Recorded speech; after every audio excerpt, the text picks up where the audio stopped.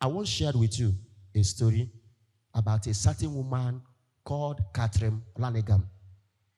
Catherine Lanningham, when she was a student in America, she was very brilliant, very smart. In fact, she was so brilliant that she was among some students selected from her college to be taught in a special way by a visiting Harvard professor. Because in America, there was this practice obtainable in some universities. In America, for instance, not every student can afford the tuition to study in Harvard.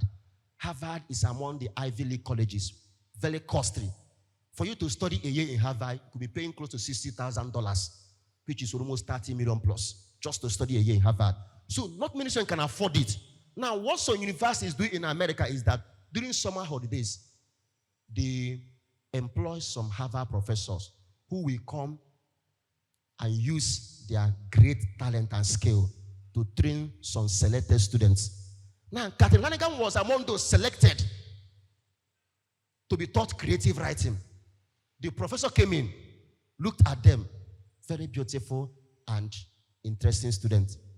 He started teaching them, give them assignment. They wrote assignment, a creative work, and submitted. The lecturer, professor, started marking the assignment. After marking the assignment, a particular assignment was so outstanding, so exceptional, that this professor could not believe it. He brought it out, came to the class the next day to hand over the script to the student. As he was handing over the script, he picked that one and mentioned Catherine Lanningham. The young lady stood up, and the professor looked at her and said, you are the one that wrote this. The young lady said yes. And the professor said, I want to tell you on my authority as a Harvard professor, never you attempt writing again in your life. You can never make a good writer. Go study maybe bakery, maybe just one nonsense course. Just go and study botany. Just mention one course. And this woman took this professor's view as verdict over her talent and dream. And that was the beginning of her poor self-image. This girl never wrote again. Until one day after graduation, a group of journalists had a program in a city where she was living. And because she has always longed to write, so she went there to attend the program. While they were at table eating and discussing, the girl said, you know what? I've always loved writing. I love staying with journalists. However, in my college days, a Harvard professor told me I could never make a good writer. So I abandoned the writing. When she said this, a journalist there who was at the table with her told her, I don't know the Harvard professor that told you whatever. However, here is my card. See my email address. Any day you write something, mail me. Let me see. It was like a joke.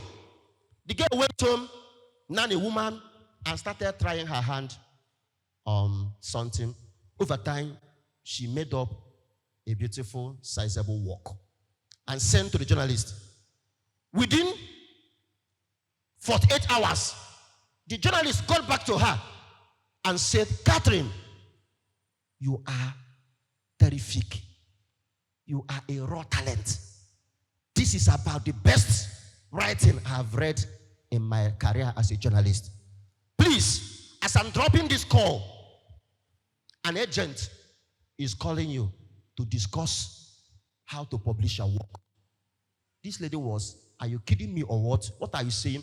Before she could finish asking her question, the journalist has dropped the call, and then the next call came from a publishing agent. And the agent was asking her, hello, man, do you prefer paper-bound or hardbound? Do you prefer hard copy or soft copy? The woman said, wait a minute, what are you people telling me? Are you telling me that you want to publish that trash? The agent said, cut the crap, man. Your work will be the crowning resume in my publishing career.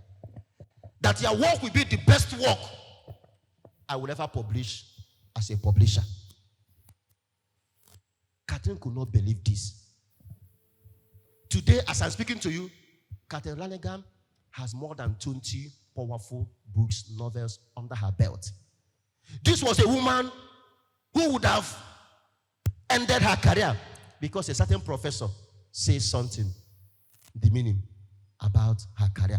I don't know what anybody must have said to you, but I want to tell you today, you can never rise above your self-image. Don't allow anybody to tell you you are not good enough. Even when they say that, don't believe it.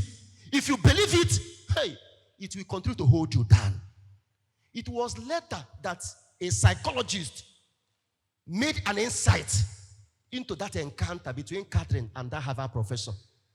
And the psychologist said that the Harvard professor discovered a genius, a talent that was so powerful in Catherine that the man became envious. And because he became envious, he wanted to make sure that that talent doesn't see the light of the day. People can get envious over your talent. I want to destroy you. That is why you need to be very careful about the things you believe. Even when it comes from your mother, don't believe. The book of Jeremiah tells us that before you were born, I have known you. I have called you by name. I have ordained you a prophet.